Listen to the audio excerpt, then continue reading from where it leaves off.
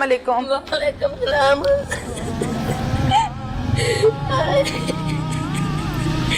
अभी मेरा सब नहीं लभदा।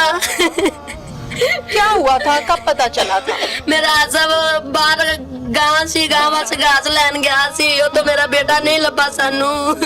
ਅਸੀਂ ਸ਼ਾਮ ਤੱਕ ਆਦੇ ਬੱਚੇ ਨੂੰ ਲੱਭਣ ਲੱਗ ਪਏ ਆ। ਮੇਰਾ ਬੱਚਾ ਨਹੀਂ ਲੱਭਾ। 8 ਵਜੇ ਮੇਰੇ ਬੱਚੇ ਦੀ ਸਾਨੂੰ ਲਾਸ਼ टकरी है। किसी ने आके बताया था कि आसिफ की लाश पड़ी हुई है? नहीं, ਅਸੀਂ खुद ही ਲੱਭੀ है। ਹਾਂਜੀ, ਖੁਦ ਢੂੰਡਦੇ ਰਹੇ ਅਸੀਂ ਆਸਫ ਦੀ ਲਾਸ਼ ਨੂੰ। ਅੱਛਾ। ਮੇਰੇ ਪੁੱਤਰ ਨੂੰ ਕਤਲ ਕਰ ਗਿਆ ਹੈ, ਛੁਰੀ ਨਾਲ ਉਹਦਾ ਗਾਟਾ ਵੱਢ ਗਿਆ ਹੈ। ਦਾਤਰੀ ਨਾਲ ਦਾ ਗਾਟਾ ਵੱਢਦਾ, ਹੱਥ ਕੱਟ ਦਿੱਤਾ ਸੂ। ਮੇਰਾ ਪੁੱਤਰ ਦੀ ਬਾਂਹ ਤੋੜ ਦਿੱਤੀ ਸੂ। हाथ भी काटा हुआ था? ਹਾਂਜੀ, ਹੱਥ ਵੀ ਇੰਜ उंगलियां काटी हुई थी? ਹਾਂਜੀ, ਉੱਤੋਂ ਸਾਰਾ ਮਾਸ ਲਾ ਦਿੱਤਾ ਸੂ। ਮੇਰੀਆਂ ਤਿੰਨ ਬੱਚੀਆਂ ਨੇ, ਇੱਕ ਬੱਚਾ ਸੀ। ਮੇਰਾ ਆਸਫ ਮੇਰੀਆਂ ਅੱਖਾਂ ਤੋਂ ਦੂਰ ਕਰ ਲਿਆ ਸੂ। ਮੈਨੂੰ ਆਸਫ ਮੇਰੇ ਤੋਂ ਚਲਾ ਗਿਆ। ਉਹਦਾ ਵਾਲੀ ਵਾਰਸ ਕੌਣ ਇਹਨਾਂ ਬੱਚੀਆਂ ਦਾ ਹੈ? ਮੈਨੂੰ ਆਸਫ ਦਾ ਕਾਤਲ ਚਾਹੀਦਾ ਹੈ। ਮੈਨੂੰ ਆਸਫ ਦਾ ਕਾਤਲ ਚਾਹੀਦਾ ਹੈ। ਮੈਂ ਬੱਚੀਆਂ ਨੂੰ ਕਿੱਧਰ ਲੈ ਕੇ ਜਾਵਾਂਗੀ? आसिफ घर से क्या करने गया था? चारा काटने गया था? हाँ जी, आसफ घर से चारा काटने गया सी। आसफ दोबारा घर नहीं आया। आसफ 6वीं क्लास च पढ़दा सी। ये मुलजिम जो है जिसने आसिफ को कत्ल किया है, ये आपके घर आता जाता था? नहीं, साडे घर नहीं आंदा जांदा सी। सानू कातल दा पता ही नहीं सी। मेरे पुत्तर दा मैनू पता ही नहीं सी। वो कातल ने मेरे पुत्तर नू कत्ल कर देना है। सानू पता ही नहीं सी वो जालिम केड़ा मेरे पुत्तर तो उठा है।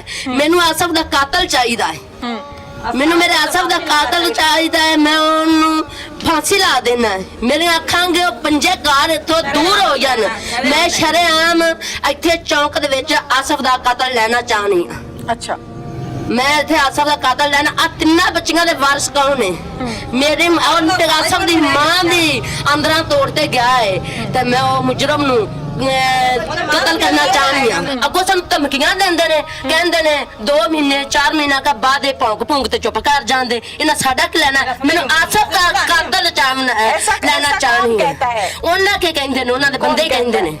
ਉਹਨਾਂ ਦੇ ਘਰ ਵਾਲੇ ਬੰਦੇ ਹੀ ਕਹਿੰਦੇ ਨੇ ਇਹ ਇਹਨਾਂ ਨੇ ਭੌਂਕ ਭੂੰਕ ਤੇ ਚੁੱਪ ਕਰ ਜਾਣਾ। ਇਹਨਾਂ ਨੂੰ ਕਾਤਲ ਕਿੱਥੇ ਚਾਹੀਦੇ ਨੇ? ਸਾਡਾ ਕੀ ਕਰ ਲੈਂਦੇ? ਮੈਂ ਇਹਨਾਂ 5 ਘਰਾਂ ਨੂੰ ਅੱਖਾਂ ਤੋਂ ਦੂਰ ਕਰ ਲੈਣ।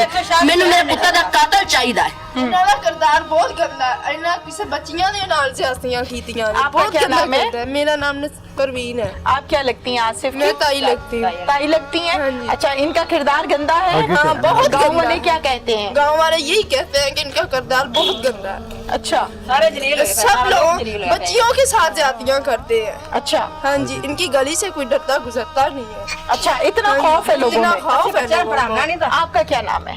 मेरा स्मैरा। आप क्या लगती हैं आसिफ की? फुफो होंदी। फुफो लगती हाँ है? जी। अच्छा, क्या कहते हैं गाँव वाले? गाँव वाले ये कहते हैं जी बच्चों का मतलब हम बच्चा स्कूल भेजना है। बच्चे कल्ले किवें जान फिल्म ने दस? बिल्कुल सही है। ये बच्चे बच्चे डॉक्टर राशन नहीं जानदेगे। क्यों?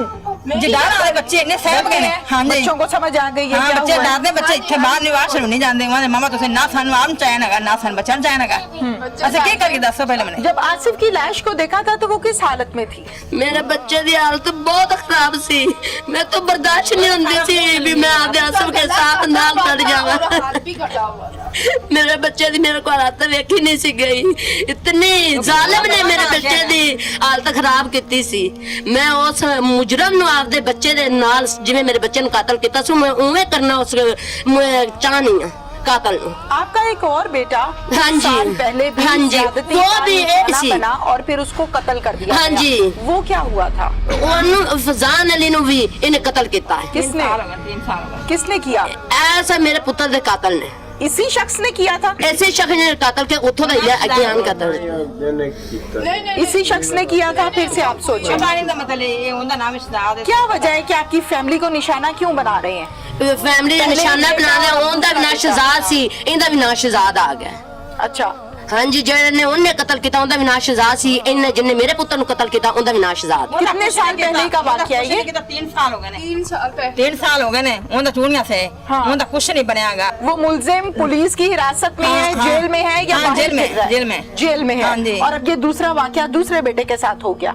हाँ जी, जो साडे बच्चे का पहला वाकया फड़ींदा मुजरम कत्ल होंदा, मेरे बच्चे ने इंज कत्ल नहीं सी हो सकदा। बिल्कुल, एक माँ की ये दुहाई है कि उसके बेटे को पहले भी ज्यादती का निशाना बनाया गया, कत्ल कर दिया गया और कुछ सालों के बाद दूसरे बेटे को ज्यादती का निशाना बनाया गया और दरांती के साथ कत्ल कर दिया गया। जाहिर है माँ की दुहाई है कि पहले एक जिगर का टुकड़ा और फिर दूसरे की बारी आ गई। क्या मुतालिबा है आपका माँ जी? साडा कोई मुतालबा नहीं हैगा सी इनदे नाल, कोई साडी गलबात ही नहीं सीगी। इन मेरे आप पुत्र क्या ने चाहती हैं? मैं चाहती हां मेरे पुत्र ने कातल किया, मैं इत्थे शरेआम ऐस मुजरम नु कत्ल दा कत्ल लेना फौरन लेना चाहनी हां। मेनू अगो टिचकरा कर देने आंदे ने 2 महीने 4 महीने के बाद इन्हां दी सुलह हो जाती। मेरे को बर्दाश्त नहीं होने दी गल, मेरे बच्चे दी मेरे को बर्दाश्त नहीं गल होंदी। मेरा तो दिल तोड़ के ले गए जिगर का टुकड़ा है। मेरा जिगर आ बच्चियां दा कौन वारस है? इन्हां भाई दा सारा तोड़ गए ने। मैं तो भाई दा इन्होंने सारा तोड़ दिता है। मेनू मेरे बच्चे दा कातल चाहिदा है। मेनू इत्थे फौरन तो फौरन मेनू उस मेरे बच्चे दा कातल उन कत्ल कर देन, उन शरेआम कत्ल करा दे। इत्थे इंदे विच है कि ये कुछ नहीं कर सकते, 2-4 महीने के बाद ये चुप हो जाएंगे और हम बाहर आ जाएंगे, ये नहीं कुछ कर सकते। उनका यही कहना है कि कोई भी हमारा कुछ नहीं आप बिगाड़ लोगों को सकता। भी धमकियां वगैरह तो नहीं दे रहे?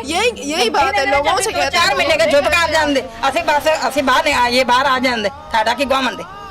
किस मकसद तक धमकियां देंदे? नाले साडा बच्चा गवाचा, नाले साडे दिल दा टुकड़ा लाएगा। ठीक है, नाले सानू फिर धमकियां देंदे। किस मकसद दियां देंदे ने? बिल्कुल ठीक है। खुडिया खास थाना में चलते हैं और सिफाक मुलजिम से आपको मिलवाते हैं। मोहम्मद शमशेर खोकर साहब इंस्पेक्टर हैं जिन्होंने जाए वकुआ पर गए, शवाहिद इकट्ठे किए और मुलजिम को गिरफ्तार किया।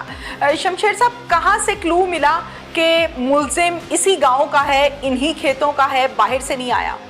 जी ऐसा है मैडम, तकरीबन 28 डेट थी, हमें इतला मसूल होती है 15 पे कि ऐसे हमारे बच्चे की डेड बॉडी खेतों में मिली है। मैं पहुंचा हूँ वहाँ पे, जो इसके वर्षा हैं उनसे इसकी तफसील पूछी है। उन्होंने बताया कि ऐसे चारा लेने गया है, जब लेट हुआ है हमें परेशानी उनको लाहक हुई है, उन्होंने ढूंढना शुरू किया है। जब ढूंढते ढूंढते वहाँ पे खेतों में पहुँचे हैं, इसकी बॉडी मिली है। फिर हमें कॉल की, हम पहुँचे हैं। उनके जो पूछने पे बताया उन्होंने कि जी ये यहाँ पे जो पहले भी आता है चारा लेके जाता है, लेकिन आज नहीं पहुँचा तो हम पहुँचे हैं। फिर हमने वहाँ पे शवाहिद इकट्ठे करने शुरू किए कि ये साथ वाले खेत वाला कौन है, ये फलां बंदा कौन है, किस किस का खेत है। जिस मुकम्मल जब सारे बंदों को पकड़ लिया, इंटेरोगेट किया, या जो बंदे रिकॉर्ड याफ्ता थे पहले भी बच्चों के किसी सोडवी के केस में मुलव्वस थे, उनको भी शामिल करना शुरू कर दिया तफ्तीश में। तो ये बंदा आइडेंटिफाई हुआ हमें, इसको भी हमने 2 दिन अपने पास रखा है। जब 2 दिन के बाद इसने ब्रेक हुआ है, इसने बताया कि जी मैंने उसको मर्डर किया है बच्चे को। ठीक है, ये बताइएगा शमशेर साहब, इस केस के हवाले से ऐलानात भी करवाए गए हैं। इसी केस की जब हम बात करते हैं, जब मासूम बच्चे मोहम्मद आसिफ की हम बात करते हैं, तो आसिफ के ही भाई को कुछ साल कबल ज्यादती करके कत्ल ही किया गया था। इस हवाले से क्या व्यूज़ है? जी ऐसे ही है, ये पहले जो वाक़या हुआ वो उसका जो भाई था, खालाजाद भाई था, तो वहाँ पे चूनिया में एक इंसिडेंट हुआ ऐसे ख़तरनाक किस्म का वक़ुआ। ये था कि जी वो बच्चों 5 बच्चे थे जिनको ज़्यादती के बाद कत्ल किया गया। ठीक है। और ये बच्चा जो है ये ले पालक था, उसी जो उसका भाई जो मर्डर हुआ है उसी की वालदा की बहन इधर है, उसने इसको दिया हुआ था कि जी बहन ने बहन से बेटा लिया कि मेरी बेटियां हैं तो मुझे बेटा दे दो जी, ऐसे। और उस बेटे को जब लिया तो फिर उस बेटे से काम भी कराए जाते थे, फिर उस